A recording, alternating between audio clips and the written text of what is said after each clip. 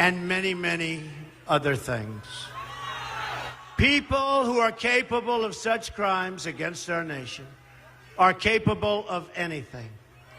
And so now we address the slander and libels that was just last night thrown at me by the Clinton machine and the New York Times and other media outlets as part of a concerted, coordinated, and vicious attack.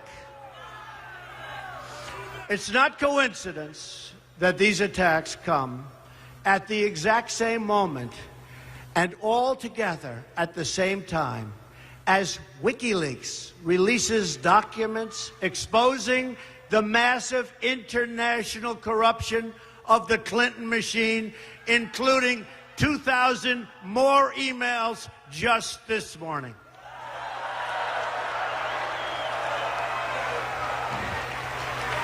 These vicious claims about me of inappropriate conduct with women are totally and absolutely false. And the Clintons know it, and they know it very well. These claims are all fabricated. They're pure fiction, and they're outright lies. These events never, ever happened, and the people that said them meekly fully understand. You take a look at these people, you study these people, and you'll understand also. The claims are preposterous, ludicrous, and defy truth, common sense, and logic. We already have substantial evidence to dispute these lies, and it will be made public in an appropriate way and at an appropriate time very soon. These lies come from outlets whose past stories and past claims have already been discredited.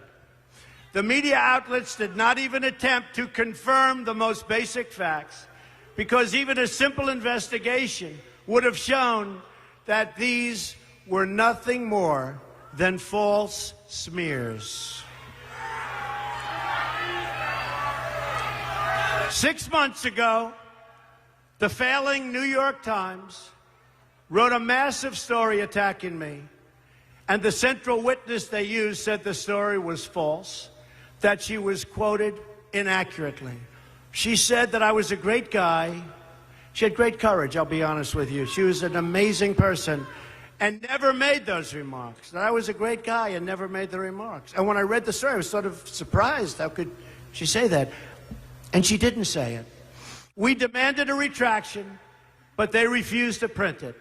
Just like they refused to print the comments from another source who praised me in her book, or the words of another wonderful woman who said really nice things about me. They put other statements that she didn't say. They misrepresented. The story was a fraud and a big embarrassment to the New York Times. And it was a big front page story. Front page, center, color picture, a disgrace. They were very embarrassed. It will be part of the lawsuit we are preparing against them.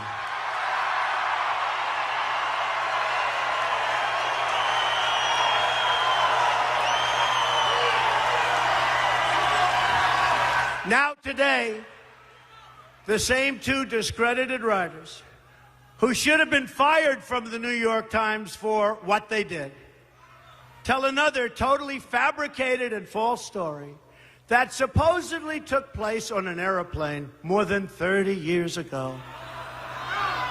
Another ridiculous tale, no witnesses, no nothing. Then there was a writer from People magazine who wrote a story on Melania and myself on our first anniversary. The story was beautiful. It was beautiful. It was lovely. But last night we hear that after 12 years, this took place 12 years ago, this story, a new claim that I made inappropriate advances during the interview to this writer.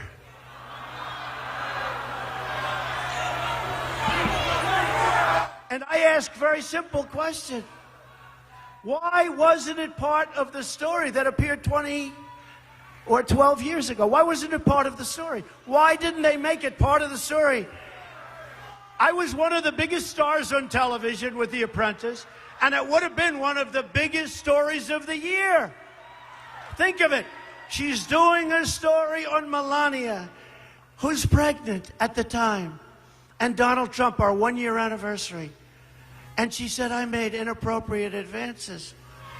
And by the way, the area was a public area, people all over the place.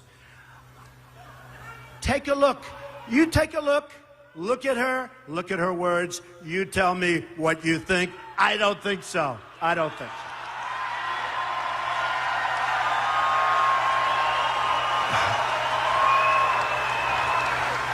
But it is amazing. Doing a story, a love story, on how great we are together. And by the way, we're stronger today than we ever were before, which is great. But it's a love story. It's a love story on our 1 year. And if I did that, she would have added that. It would have been the headline. And who would have done that if you're doing this and you're one of the top shows on television? These people are horrible people. They're horrible, horrible liars. And interestingly, it happens to appear 26 days before our very important election. Isn't that amazing?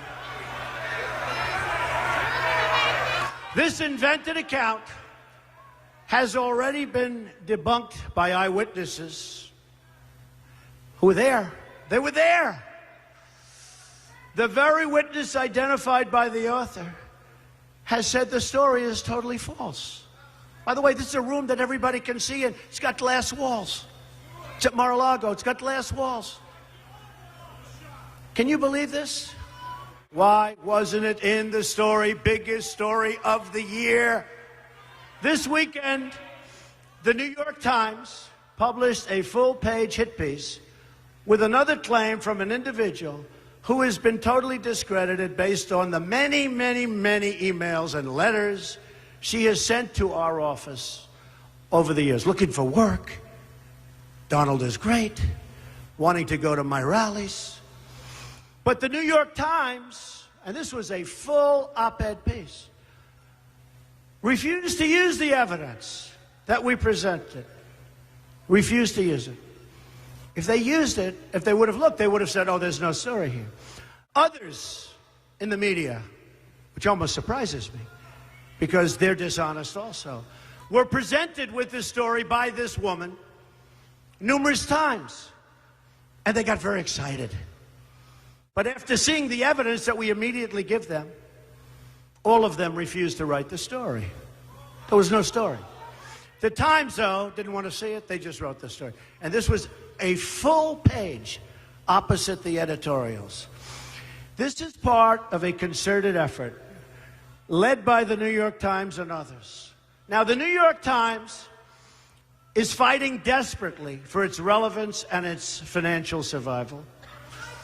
And it probably won't even be around in a few years based on its financial outlook, which wouldn't be a bad thing if you want to know the truth. But as it winds down its years and it's becoming more and more problematic, it's gotten more and more vicious, more and more vile, and even the other mainstream media is talking about the single greatest pylon in history, and all between now and November 8th. And you have to see the stories they've written. It's one after another, and facts mean nothing. Third-rate journalism. The great editors of the past from the New York Times and others, ladies and gentlemen, are spinning in their grave.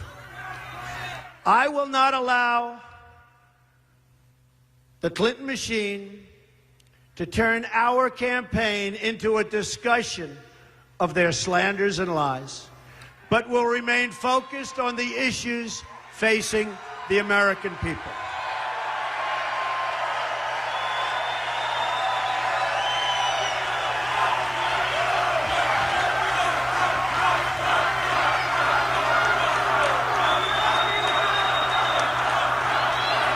Thank you. Thank you. But let me state this as clearly as I can. These attacks are orchestrated by the Clintons and their media allies. The only thing Hillary Clinton has going for herself is the press. Without the press, she is absolutely zero.